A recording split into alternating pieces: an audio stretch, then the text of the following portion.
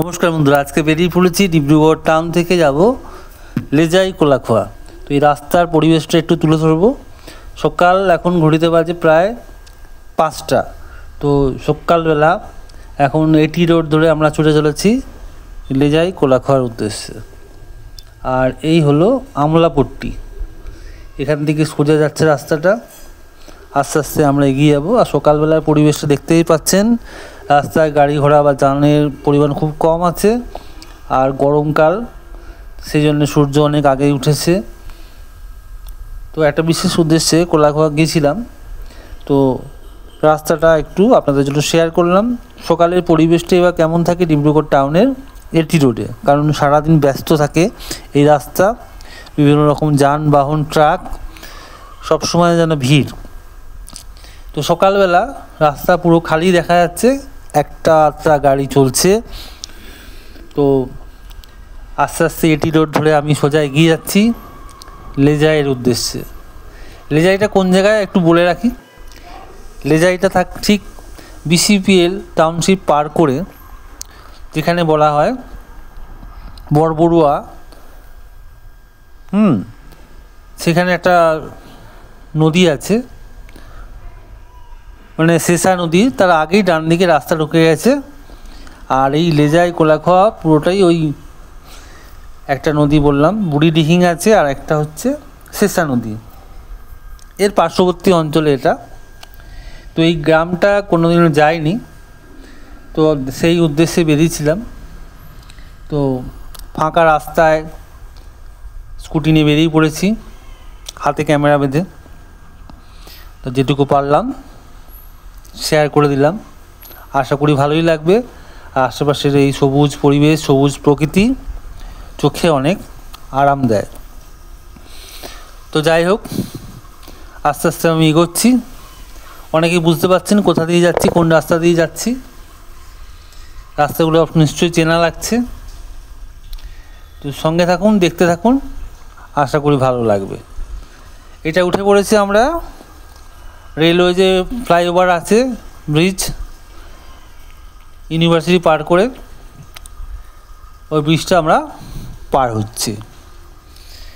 এর তলা দিয়ে রেল লাইনটা গেছে, বাণীপুরে চলে গেছে, ডিব্রুগড় বাণীপুরে কানেক্টেড। আর এই রাস্তাটাই আবার বগিবিল হয়ে ডান দিকে চলে গেছে, ধেমাজি লখিমপুর হয়ে আবার ওদিকে যায় রঙ্গিয়া জংশন, আর বাঁ দিকে মোরান শিবসাগর হয়ে গুয়াহাটির দিকে কানেক্টেড। তো যাই হোক, আমরা এগিয়ে চলেছি। আর ব্রিজটা পার হওয়ার পরে আবার সেই সবুজ চা বাগান, সবুজ গাছপালা, বড়বড়ুয়া আসছে, এটা জানান দিচ্ছে। বড়বড়ুয়া পাওয়ার আগে এই সুন্দর চা বাগানটা সত্যি মনোমুগ্ধকর।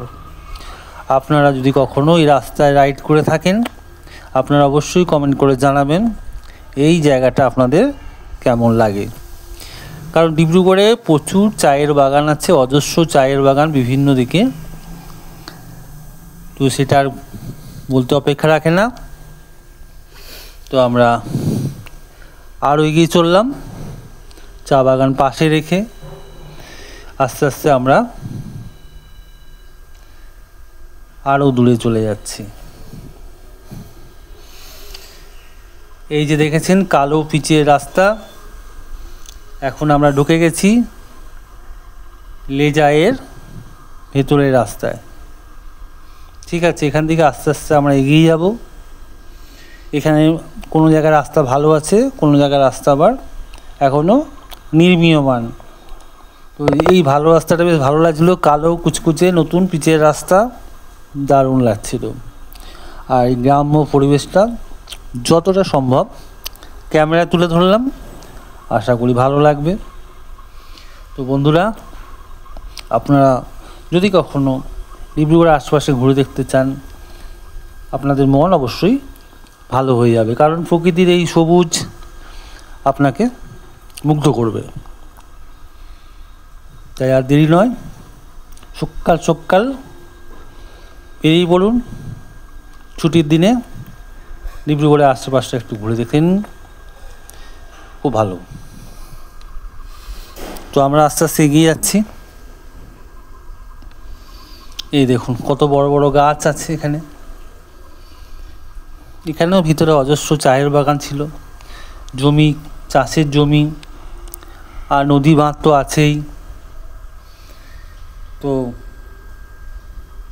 আমরা মোটামুটি গন্তব্যে পৌঁছে গেছি, বুড়িডিহির কাছাকাছি। এই রাস্তাটা আপনাদের কেমন লাগলো কমেন্ট করে জানাবেন। এটা হচ্ছে বুড়িডিহিংয়ের পাশে নদী বাঁধ, বাঁধের দুই পাশে মানুষ বসবাস করে। তো ভিডিওটা আজকের মতো এইটুকুই।